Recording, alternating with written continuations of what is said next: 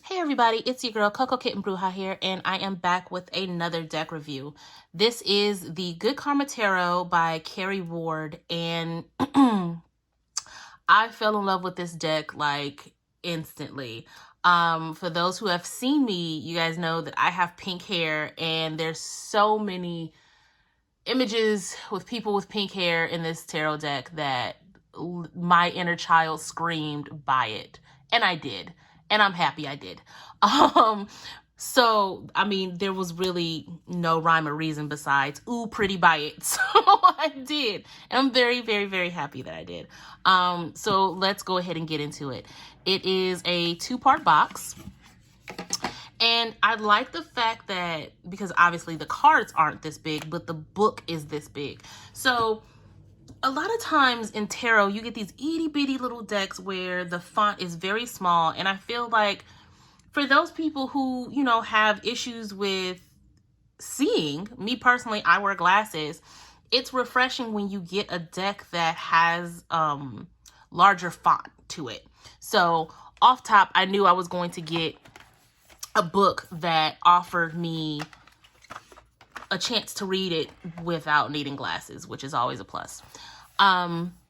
It is in color. I mean, I love everything about this deck, but it is in color and it just feels really good.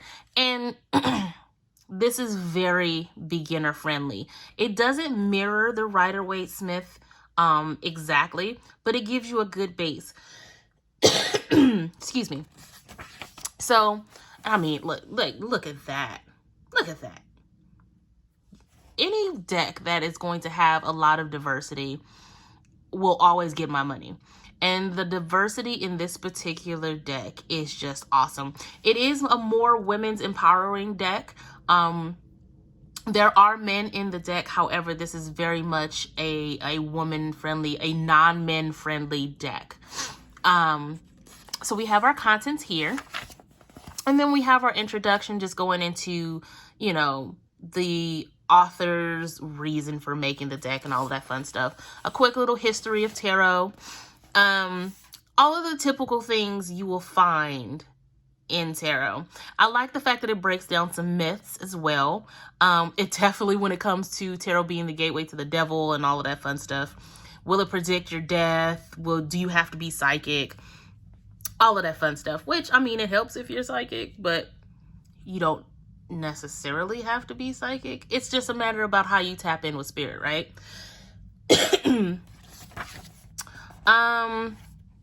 More myths, different things like that, how to get started, how to read the cards. Oh, guys, I love this deck so much.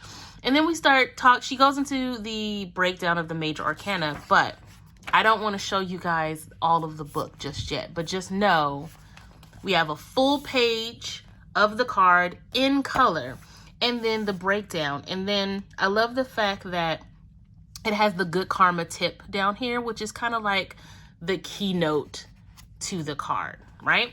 So that's that on that. When you go past all of the cards, we go into the different spreads. How to use the cards, different spreads that you can use, all of the typical ones here. Well, it has future love and soulmate, if that's your bag. Ooh, exes and past relationships, child. Okay. But all of that here, and then we have storytelling with tarot. I just like it. You guys know I don't really use the book all that much because I have a base understanding of the Rider-Waite-Smith system, but I do appreciate this book a lot. It's very cute. It's right up my alley. I dig it. Now, let's actually get into the cards, which I absolutely love. Excuse me. So, they are the typical tarot size. So that's how it looks in my hand. They are glossy, very, very glossy. So if you're going to be using these for recordings, for pictures, keep that in mind. There is a very high gloss to them. Typical cardstock, they are going to bend. How you take care of them depends on the shape that they maintain. So you have that. So let's get into them. So we have the Fool, right off top, we have diversity. There's so much diversity in this deck. But this is the reason why I bought this deck. Look at the pink hair. And it's the High Priestess card. You guys know how I feel about the High Priestess card. This is the reason why I bought this deck. This one card. And then we go right into the Empress. Black woman. I love it. Like, there's so much diversity in this particular deck. I love this as the Justice card. That's so nice. I love it.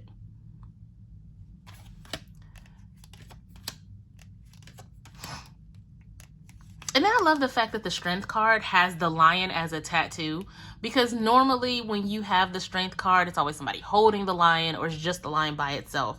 But I like the fact that it's like a whole back tat. Like, that's dope. The Hanged Woman. Like I said, this is very much a non-men positive deck. But there are men in here. This is your standard type of tower card. I like the art style of it as well. So much pink hair.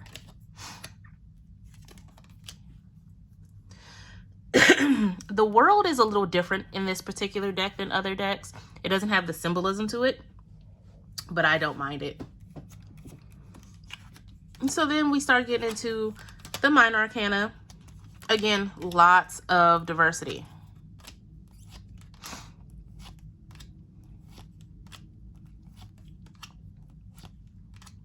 I like how the Nine of Pentacles, Nine of Coin cards, there's always some type of garden, some type of, like, I don't know.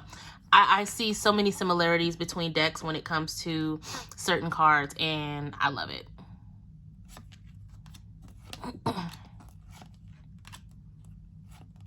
Look at that. Look at the King and Queen of Coins. Y'all know this is just beautiful to see. Like, I love it.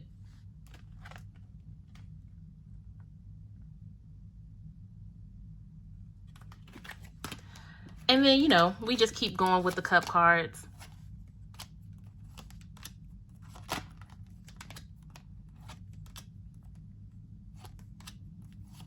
It's just a really, really cute, fun deck. But at the same time, the connection that I have to it, I can use this deck for almost any type of reading. I've used it in a love reading. I've used it in generals. I can pretty much use it for any reading. I wouldn't really use it for like past lives or anything like that, or like an ancestral reading, but it's pretty diverse in its use. Like, I can feel a connection to it with any reading that I choose to do with it.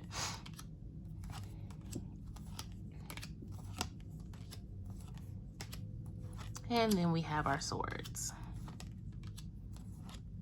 I love this Four of Swords card because so often you see people like needing to sleep or something like that, but this is promoting, you know, meditating. It's promoting, you know, going within. You know, you guys know I feel the Four of Swords is the self-love card anyway.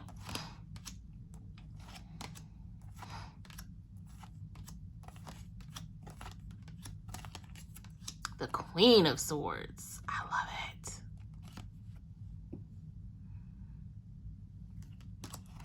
Okay, now the part that you guys like to see, I'm going to shuffle and see what cards come out, if any. Let me know how you guys feel in the comments about these cards. I love them.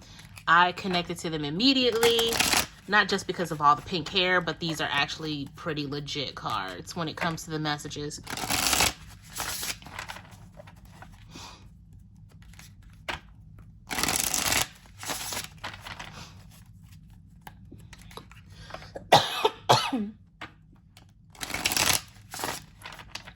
Okay. Oh, okay. If nothing else jumps out, we're just going to take those two. Yep. The Fool and the Three of Cups. So, it's time to get out of the house. It's time to take some time, meet new people, and really see what your options are out there. A lot of you guys are, the pandemic's been hard on a lot of people. I know me personally, I've battled cabin fever. I've battled the beginning stages of agoraphobia, all kind of stuff. And it's time to safely go out of the house. It's time to, you know, take the risk, take the leap, and start understanding that you need to start interacting with people more. We are a touch deprived nation at this point because everybody's home. Everybody's staying home. Nobody's really leaving the house. And I feel like this particular message is saying it's time to get back out there. It's time to start connecting to people safely. And start seeing what your options are when it comes to reaching your goals and really pushing towards the reality that you want. Okay? That's all I have for this particular deck. Again, let me know how you guys feel in the comments. Like, subscribe, share, all of the things I'm supposed to say because I have a YouTube channel and all that jazz. As always, I'm sending you guys lots of love and light. And until next time, peace.